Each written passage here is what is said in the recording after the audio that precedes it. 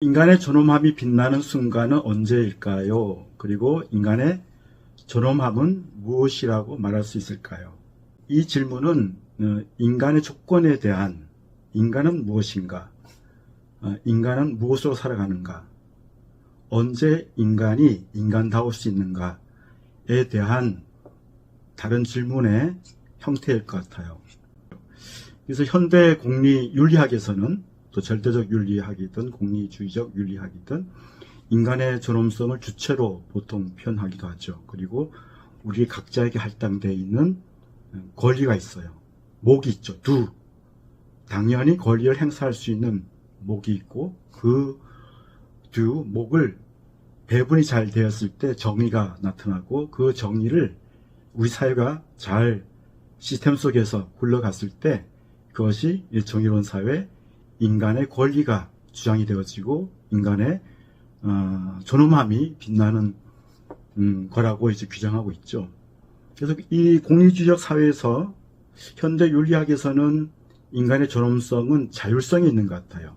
이 주체가 어떻게 자기 자신에게 주어진 생명뿐만 아니라 모든 어떤 배분에 대한 물질적인 것뿐만 아니라 모든 것을 행복할 수 있는 권리가 있잖아요. 그것을 자율적으로 행사할 수 있을 때 그때 비로소 존엄함이 주어진다고 보는 거죠. 그런데 이런 현대 공리주의적 이 존엄함은 너무나 인간을 조금 물질적 귀속으로 바라보는 형태의 어떤 혐의가 많이 있어 보이는 것 같아요. 근데 우리 죽음학에서는 인간의 존엄성을 그냥 물질적 예속이나 자신에 주어진 권리를 자기 주체가 주장하는 것도 존엄함에 있지만 그 물질적 예속을 넘어서 있는 그 너머의 인간다움이란 무엇일까? 다른 말로 인간의 존엄함은 무엇일까? 현대 사회에서는 그 존엄함이 무엇인지 잘 모르겠어요. 왜냐하면 눈에 보여지는 가치나 기준이 너무나 도덕적인 기준 또는 양심 또는 우리 사회가 만들어 놓은 다양한 어떤 잣대들이 있잖아요. 그러다 보니까 그 잣대들 속에서 무엇이 가장 인간다움의 모습일까? 자, 과연 그럴까?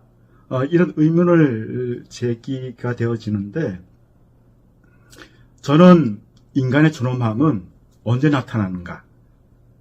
시점이 바로 임종의 순간에 비로소 우리가 누구인지 자기 자신에 대한 절박한 내 자신에 대한 질문을 던지게 되어지고 과연 내가 지금까지 살아왔던 모든 판단이나 기준이나 또는 타제가 만들어 놓은 그런 존엄함에 대해서 과연 그것이 존엄함인가?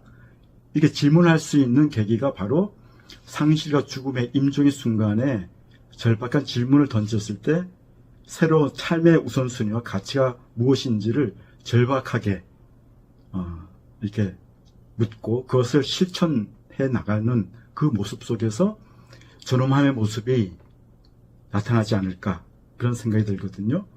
근데 그런 존엄함에 나타나는 그 모습은 저는 임종의 순간에 있어서 많은 존엄한 임종을 보게 되는데 그것을 우리는 손종이라고 하죠. 품위 있는 임종, 마무리를 손종이라고 하는데 그 품위 있는 임종 또는 손종은 화해와 용서에 있다는 생각이 듭니다. 그러니까 우리가 임종의 순간에 여한 없을 때 우리 손이 이렇게 펼쳐지잖아요. 이제는 여한이 없구나 하고 그때 이제 사랑을 안고 또 상을 주고 이제 떠나게 되어지거든요. 그래서 어떻게 보면은 이 화해와 용서를 통해서 사랑과 또 신이 준 이런 미안하다 고맙다는 위로를 나누고 그 사랑 안고 떠나갈 때에 그 남아있는 사람들이나 떠나는 사람 그 현상에서 존엄함이 임재하는 것 아닌가라는 생각이 듭니다. 성경에도 그리스도가 십자가에 다 이루었다 하고 이제 죽어가잖아요. 죽어갔단 말이에요. 죽었어요. 그 현장은 죽음밖에 없었단 말이에요. 그런데 그 밑에 있는 백부장이 죽어간 예수를 보고 와, 이 사람이야말로 진정 하나님의 아들이었구나 이 표현을 하거든요. 여기서 진전 하나님 아들이라고 하는 이 표현이 어떻게 보면은 죽음, 임종의 마지막 순간에서 바라보았던 먹장 구름 속에서 죽음의 간극에서 언뜻 보이는 푸른 하늘. 그것이 바로 예수가 우리에게 보여준 존엄한 모습이 아닐까. 그것은 바로 사랑이었어요. 그리고 온전히 자신에게 다가온 소명, 그것을 온전히 맞이해서 그것을 실천했을 때 나타나는 그것이 저는 화해와 용서 또는 사랑의 표현이 아닐까라는 생각이 들거든요. 그래서 성경에 이런 말도 있어요. 너희는 항상 기뻐하라. 항상 감사하라. 범사에 감사하라. 그리고 늘 기도하라. 이 세 마디가 어떻게 보면은 우리 삶의 인간에게서 주어진 품이 있는 존엄함의 증거가 아닐까라는 생각이 들어요. 즐거워하라. 이것은 바깥에 있는 어떤 사물이나 유사한 쾌락에 우리가 즐거워하는 것이 아니라 내 영혼의 본질적인 내 자신의 자기됨, 정직한 자신의 영혼과 만나게 됐을 때 우리는 즐거움을 누릴 수가 있죠.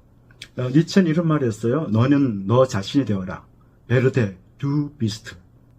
이 말이 어떻게 보면은 우리가 우리 자신으로 돌아왔을 때 가장 즐거움의 상태, 즐거운 영혼의 상태를 유지할 수 있는 힘이 아닐까. 두 번째는 감사하라라는 표현이잖아요. 감사하라. 감사라는 것도 어떻게 보면은 타자와 화해와 용서가 됐을 때 우리는 감사함밖에 없을 것 같아요. 그렇지 않나요? 만약에 내가 임종할 때 여한이 없다라는 말은 어떻게 보면 더 이상 남아있는 미련 없이 쾌적한 내 영혼의 즐거운 상태. 그리고 남아있는 모든 1분 1초가 남아있다면 그것이 온전한 감사함으로 연결되지 않을까. 그래서 감사하라. 늘 감사하라. 범사에 감사하라. 이 말은 쾌적한 내 영혼의 상태를 유지하면서 타자와 화해와 용서가 됐을 때 늘 감사한 마음이 여한이 없는 마음이 생기지 않을까. 그런 생각이 듭니다. 마지막 세 번째가 늘 기도하라라는 말을 하잖아요. 기도라고 하는 것은 저는 기본적으로 기도라고 하는 것은 하늘이 나한테 주어진 소명과 내 삶이 의무와 책임이 실천이 일체화됐을 때 깃드는 그것이 기도가 아닐까. 기도는 말로 행해지는 것이 아니라 내 삶의 실천이 하늘의 법칙하고 일체화됐을 때 그것이 내가 기도가 되었구나. 이런 것이 아닐까 생각됩니다. 그래서 공자는 병이 들었어. 죽을 병이 들었는데 자로가 형님 병이 들었으니까 저기 성황당 내문이라 하죠. 내문. 그때 내문이라고 했는데 그건 이제 신이 모시는 곳에서 기도를 하면은 병이 치료된다고 하는 그런 주술적인 그러한 어떤 신앙이 있었죠. 그래서 자로가 형님 가서 죽을 병에 걸렸으니 내문에 가서 신에게 기도해서 병을 나옵시다. 그랬더니 공자는 과연 그런 이치가 있는가 이런 질문을 해요. 과연 그런 이치가 있을 수 있겠는가? 공자에게서 이치는 내 자신에게 주어진 소명을 온전히 실천하다가 그 하늘의 법칙과 하늘의 명과 내 삶의 법칙이 일체화됐을 때 그것 자체가 기도이기 때문에 나는 이미 기도한 지 오래되었다. 그러니까 기도는 내 문에 가서 벽에다 대고 기도를 하는 것이 아니라 내 삶에서 내 영혼의 쾌적한 영혼과 일체화되어지고 타자와 화해가 되어지는 삶 속에서 깃드는 것이 저는 기도라고 봅니다.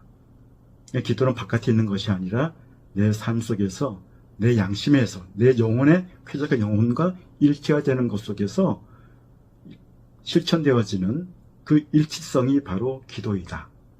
그래서 늘 즐거워하라, 늘 감사하라, 늘 기도하라.